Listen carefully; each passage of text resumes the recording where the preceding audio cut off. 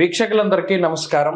2025వ సంవత్సరంలో ఫిబ్రవరి మాసంలో ఏ విధమైనటువంటి గ్రహగతులు ఉండబోతూ ఉన్నాయి? ఎందుకంటే ఈ గ్రహ సంచారం అనేటువంటిది ఫిబ్రవరి దగ్గర నుండి చాలా కీలకంగా మారబోతూ ఉన్నది. ఉదాహరణకి కుజునికి ఉండేటువంటి వక్రగతి పూర్తయిపోతూ ఉండడం, గురునకు ఉండేటువంటి వక్రగతి పూర్తయిపోతూ ఉండడం, అలాగే గ్రహాల్లో ప్రత్యేకమైనటువంటి మార్పులు ఇవన్నీ వెరసి ద్వాదశ రాశుల పైన పూర్తిగా ప్రభావాన్ని చూపబోతూ ఉన్నాయి. ఉదాహరణకి ఈ మాసంలో ఉండేటువంటి గ్రహస్థితిని గమనిస్తే ఫిబ్రవరి నెల 4వ తారీఖు రాత్రి అంటే 5 వచ్చేస్తుంది. 5వ తారీఖుల గాయతూ గురుని యొక్క వక్రగతి పూర్తయిపోతుంది. ఇప్పటి వరకు వక్రించినటువంటి గురువు ఇక రుజుమార్గంలో ప్రయాణం చేస్తూ తన యొక్క సాధారణ ఫలితాలని ఇవ్వబోతూ ఉన్నారు. ఇక కుజుడు ఇప్పటి వరకు వక్రించి ఉన్నటువంటి కుజుడు ఈ 25వ తారీఖు తోటి ఫిబ్రవరి నెలలోనే తన యొక్క వక్రగతిని పూర్తి చేసుకుని తిరిగి మరలా తన యొక్క రుజు మార్గంలో ఆయన ప్రయాణించబోతూ ఉన్నారు. అలాగే రవి మకర రాశిలో సంచారం చేస్తారు 13వ తారీఖు వరకును. ఆ తదుపరి 13వ తారీఖు లగాయితూ కుంభరాశిలో రవి శని గ్రహాల యొక్క యుతి. ఇది కూడా చాలా ఇంపార్టెంట్. అంటే జ్యోతిష పరిభాషలో గురుశనుల యొక్క యుతి, శనికుజుల యొక్క సమసప్తక స్థితి, రవిశనుల సమసప్తక స్థితి, రవిశనుల యొక్క యుతి. ఎందుకంటే ఆ గ్రహం అస్తంగత్వం అయ్యేటువంటి విధానం ఇవంతా కూడా ఈ కొంత ప్రభావాన్ని చూపెడుతూ ఉంటుంది. ఇప్పటి వరకు రవిశనులు కలిసిందిలా సంవత్సర కాలం తర్వాత మరలా ఇప్పుడే రవిశనులు కలిసి ప్రయాణం చేయబోతూ ఉన్నారు. కాబట్టి శుక్రుడు రాహువు కలిసి మీనరాశి యందు ఉండబోతూ ఉన్నారు. ఇలా ఉన్నప్పుడు ఈ ఫిబ్రవరి మాసంలో ద్వాదశ రాశులకు ఏ విధమైన ఫలితాలు కలగబోతాయో మనం తెలుసుకుందాం. ముఖ్యంగా ఈ మాసం అంతా కూడా దేని మీద ఆధారపడింది అంటే గురుడిచ్చేటువంటి ఫలితాల మీదే ఆధారపడి ఉంటుంది. తప్పితే రవిశనుల యొక్క యుతి జరిగినప్పుడు అనగా 13వ తారీఖు దాటిన తర్వాత కూడా ఎక్కువ విషయాలు ప్రభావితం అవుతూ ఉంటాయి. కాబట్టి ఈ విషయాలను నిశ్చితంగా పరిశీలన చేద్దాం. అందులో భాగంగా ద్వాదశ రాశుల యొక్క ఫలితాలని మనం చూద్దాం. వృషభ రాశి వారికి ఈ ఫిబ్రవరి నెల ఏ విధమైనటువంటి ఫలితాలను ఇవ్వబోతూ ఉన్నదో తెలుసుకుందాం. ముఖ్యంగా ఈ మాసంలో గురుని యొక్క వక్రగతి తాలూకు దోషము అనేటువంటిది తొలగిపోయినది. అయితే గురుబలం అనేటువంటిది లేదు. అలాగే తృతీయంలో ఉండే యోగించేటువంటి కుజుడు ఇప్పుడు 2వ స్థానానికి వచ్చారు. అది కూడా ఈ మాసం చివరిలో వక్రగతిని వదిలిపెడుతున్నారు. అయినప్పటికీ కుజుని యొక్క స్థితి 2వ రాశిలోనే కాబట్టి కుజబలం ఉండదు. ప్రధానంగా ఈ రాశి వారికి ఉన్నటువంటి బలం ఏదైనా ఉంది అంటే 13వ తారీఖు దాటిన తర్వాత రవి యొక్క బలం, అలాగే శుక్ర రాహువుల బలం, 3 గ్రహాలపై వృషభ రాశి వారు ఆధారపడి గోచార రీత్యా ముందుకు వెళ్ళవలసినటువంటి పరిస్థితి. అంటే పర్సంటేజ్ ప్రకారం చూస్తే 35% బలం అనేటువంటిది ఈ గ్రహాల వల్ల గోచార రీత్యా వృషభ రాశికి వస్తూ ఉన్నది. 35% అంటే పాస్ అయినట్టే, ఫెయిల్ అయిపోయినట్టు కాదు. ఈ గోచారం అనేటువంటిది ఎక్కడికక్కడ మిమ్మల్ని నిలబెడుతూ ఉంటుంది. నిలబెట్టడం అంటే ఏంటి? ఎక్కడ పడిపోకుండా. అలా అని ఇది చాలా అత్యద్భుతమైన స్థితి కాదు. ఎందుకంటే బలమైనటువంటి గ్రహాలు అనుకూలతలు ఏమి చూపించట్లా. జన్మగురుని యొక్క దోషం ఉన్నది, 2వ స్థానమందు కుజుని యొక్క స్థితి ఉన్నది, భాగ్యరవి యొక్క దోషం ఉన్నది. అలాగే 13వ తారీఖు దాటితేనే కానీ రవి అనుకూలత లేదు. రవి రాహు శుక్రులు మాత్రమే 13వ తారీఖు దాటాక అనుకూలిస్తూ ఉన్నారు. అందువల్ల సాధారణమైన మాసమే. ఇదేమి భయంకరమైన ప్రతికూలతలు ఉండవు, భయంకరమైన అనుకూలతలు ఉండవు. ఏదైనా అడపాదడపా కొంత మంచి జరిగితే రాహు శుక్రుల యొక్క కలయిక లాభస్థానంలో ఉంది కాబట్టి మొండి బాకీలు ఏమైనా వసూలు అవ్వడానికి ఈ నెలలో కొంత అవకాశం ఉంటుంది. అంటే ఏంటి?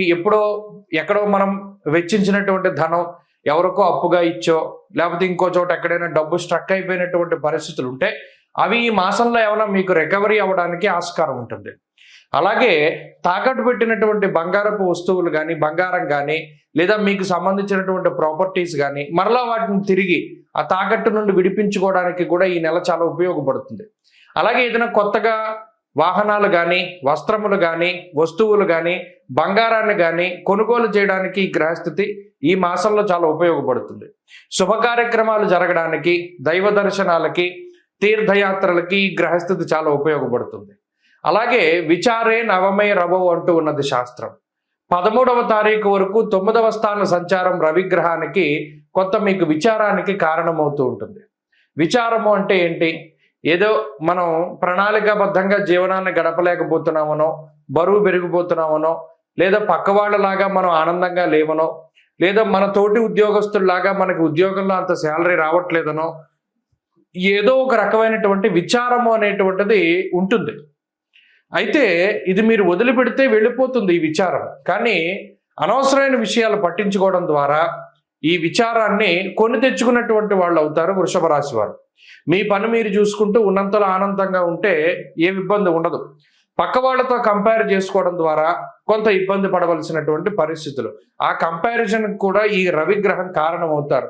మీలో ఉత్సాహాన్ని తగ్గించడానికి, మీలో ఆత్మవిశ్వాసాన్ని తగ్గించడానికి 9వ స్థానంలో ఉన్న రవి ఎప్పటికప్పుడు ప్రేరేపిస్తూ ఉంటారు. కాబట్టి అటువంటి మాయకి లోను కాకుండా మీ పని మీరు చూసుకుంటూ పోతే ఈ నవమ రవి ఇచ్చేటువంటి దోషం కూడా తగ్గుతుంది. ఇక రవి దశమ కేంద్రంలోకి వచ్చిన తర్వాత, అనగా 13వ తారీఖు దాటిన తర్వాత గ్రహగతుల్లో కొంత మార్పు అనేటువంటిది కనబడుతోంది. మరీ ముఖ్యంగా ఉద్యోగపరమైనటువంటి సమస్యలు తగ్గుముఖం పడతాయి. ఉద్యోగంలో పై అధికారులతో కానీ తోటి ఉద్యోగస్తులతో కానీ ఉండేటువంటి సమస్యలు తగ్గుతాయి. కుటుంబపరమైనటువంటి విషయాలు చాలా బాగుంటాయి. ఏదైనా అడపాదడప అనారోగ్య సమస్యలున్నా 13వ తారీఖు దాటాక తగ్గుముఖం పడుతుంది.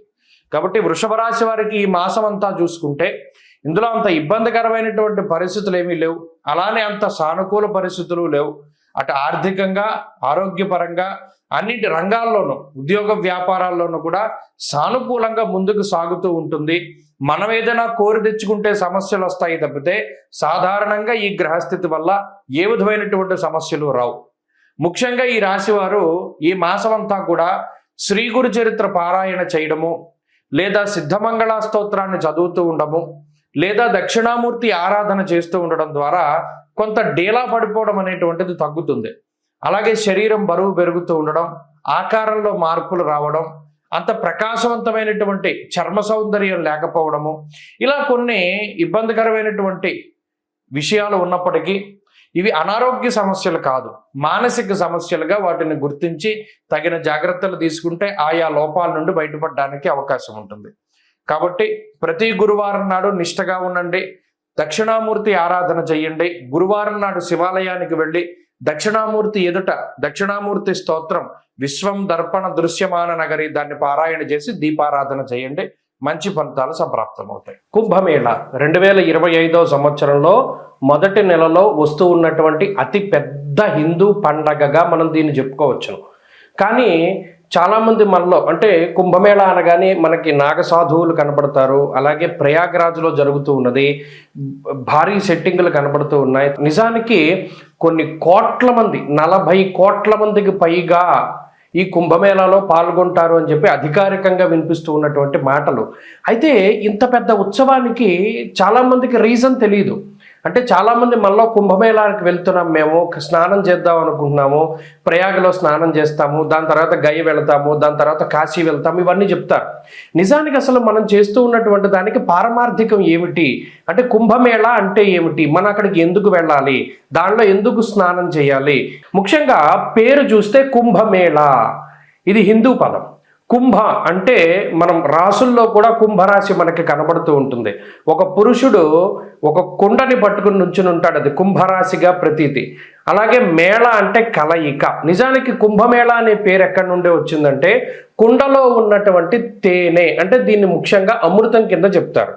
దేవతలు రాక్షసులు 12 సంవత్సరాల పాటు మందర పర్వతాన్ని ఆధారంగా చేసుకుని పరమేశ్వరుడైనటువంటి మహానుభావుడు శ్రీ మహావిష్ణువు ఆయన కూర్మావతారంలో కింద ఆ పర్వతం కింద ఉండగా వీళ్ళు కవ్వం కింద చేసుకుని ఈ దేవతలు రాక్షసులందరూ కూడా అమృతం కోసం ఈ పర్వతాన్ని జిలుకుతారు. అదంతా కూడా మనకి తెలిసినటువంటి విషయమే.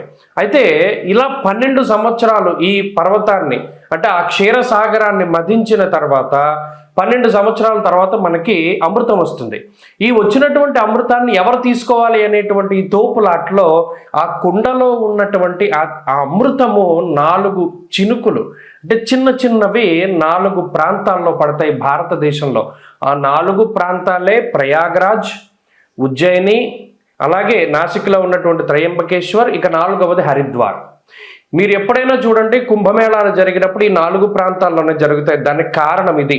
ఆ అమృతం, ఆ కుండ ఏదైతే మహానుభావుడైనటువంటి శ్రీ మహావిష్ణు స్వరూపంలో ఆయన ధన్వంతరి తీసుకొచ్చినటువంటి అమృత కలశం ఉన్నదో దానిలో నుంచి 4 బిందువులు పడ్డాయి భారతదేశంలో ఈ 4 ప్రాంతాల్లో. అందుకనే ఈ 4 ప్రాంతాల్లోనూ కుంభమేళా అనేటువంటిది నిర్వహిస్తారు. ఫస్ట్ ఆఫ్ ఆల్ ఈ పాయింట్ మనం గుర్తుపెట్టుకోవాలి. ఇక రెండవది, ఎప్పుడెప్పుడు జరుగుతాయండి కుంభమేళా అంటే, ప్రతి కుంభమేళా అంటే ఇందులో మనం ఒకటి గుర్తుపెట్టుకోవాలి, 12 సంవత్సరాలకి ఒకసారి కుంభమేళా జరుగుతుంది.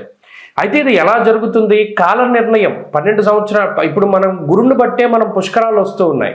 గురుని బట్టి ఎందుకు వస్తాయి పుష్కరాలు? అది కూడా మనం ఆలోచించాలి. మనం గుడ్డిగా వెళ్ళిపోకూడదు. ఓకే, గురుని బట్టి పుష్కరాలు వస్తాయి అంటే ఎందుకు వస్తాయి? ఇక్కడ దేవగురుడైనటువంటి బృహస్పతికి సంబంధించినటువంటి మానము ఒకటి ఉన్నది, అంటే కొలత. బారుహస్పత్య మానము అన్నాం. ఇప్పుడు మనం ఉన్నాము చాంద్రమానాన్ని అనుసరిస్తాం. సౌరమానం ఒకటి ఉంటుంది, బారుహస్పత్యమానం ఒకటి ఉంటుంది. ఇలా కాలానికి ఉండేటువంటి కొలమానాలు ఒక్కొక్క గ్రహాన్ని ఆధారంగా చేసుకుని ఒక్కొక్కటి ఉంటూ ఉంటాయి. ఇప్పుడు ఉత్తరాదిలో ఉండేటువంటి కొలమానం అంతా బారుహస్పత్యమానము, సౌరమానము అంటారు. ఈ సౌరమానం, బారుహస్పత్యమానాల ఆధారంగా సూర్యుడు గురుడికి సంబంధించినటువంటి గ్రహ గమనాలను బట్టే ఈ కుంభమేళా వస్తూ ఉంటుంది. ఈ రవిగురుల యొక్క మార్పులు, ముఖ్యంగా రవిగురులు ఇద్దరూ కలిసి వృశ్చిక రాశిలో ఉన్నప్పుడు ఉజ్జయినిలో ఈ కుంభమేళా నిర్వహిస్తారు.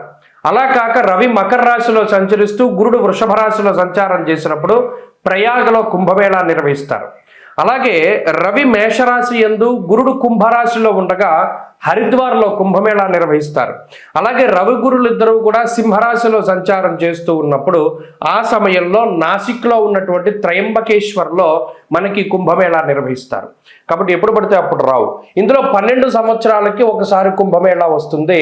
12 కుంభమేళాలు పూర్తయితే దాన్ని ఒక మహాకుంభమేళా అన్నారు. అంటే ఈ లెక్కన మహాకుంభమేళా ఎప్పుడు వస్తుంది?